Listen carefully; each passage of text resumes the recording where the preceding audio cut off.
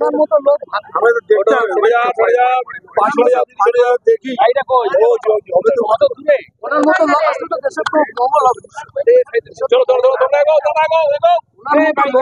লোক যদি আসে তাই তো ভেবেছিল, তবে সবাই বোধহয় ভেবেছিল নির্দল দাঁড়াবে, তাই না? তা বোধহয় হয়নি। আমি কি করে জানবো? সে পারবে কি করে, সিচুয়েশন কি হবে সেই জায়গায় আমি বারবার ফিরে আসি। আর আমি জানি না কেন যতবার আমি হাত জোর করে বলি মমতা বন্দ্যোপাধ্যায়কে যে আমায় ছেড়ে দিন, এটা আমার কাজ নয়। আমি এই যুদ্ধে সেপাই নই, কিন্তু উনি ছাড়েন না কেন জানি না, উনি আবার আমায় রাখেন। আর আপনারা এমনই নির্দয় যে আমি যেটা চাই ছাড়তে সেটা আপনারা ভোট দিয়ে আমার আবার জিতিয়ে দেন, মহা মুশকিলের ব্যাপার। তবে এবার আমি প্রমিস করেছি আর না, এইবার ছাড়বো আমি। কারণ কি হবে, এই ওসব বললে হবে না, আমি ছাড়বো। আমি আমেরিকায় মেয়ের কাছে গিয়ে বসে থাকবো, আসবোই না আমি এখানে। কিন্তু ছাড়তে ইচ্ছেও করে না, আমার অন্তরটা এখানে এসে গেছে, ভালোবেসে ফেলেছি বারাসাতকে আমি।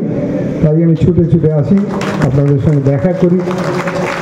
আর জায়গাটার এই যে উন্নতি, এটা বলছিল যে উন্নতি দেখে আমার বেশ ভালো নজরে পড়ে।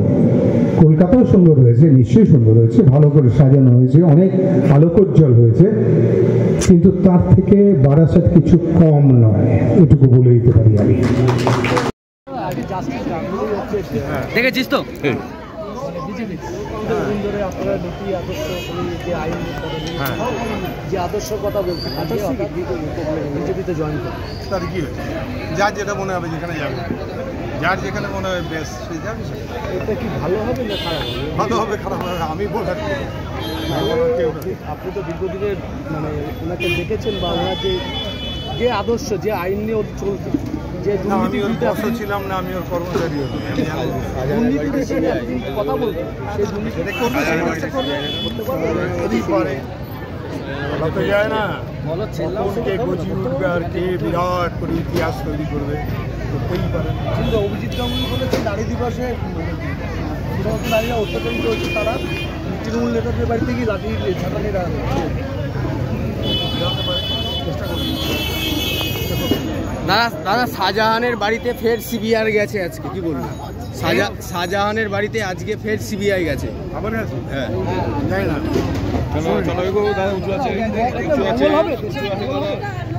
আমি কি করে যাবো? ওনার মতো লোক আমাদের দেখতে হবে। দেখি ওনার মতো লোক আসলে দেশের তো মঙ্গল হবে। চলো তোমরা এগো, দাদা এগো। লোক যদি আসে তাই তো ভেবেছিল, তবে সবাই বোধহয় ভেবেছিল নির্দল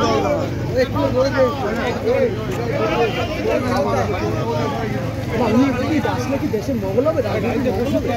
আমি কি করে জানবো সে পারবে কি করে, সিচুয়েশন কি হবে?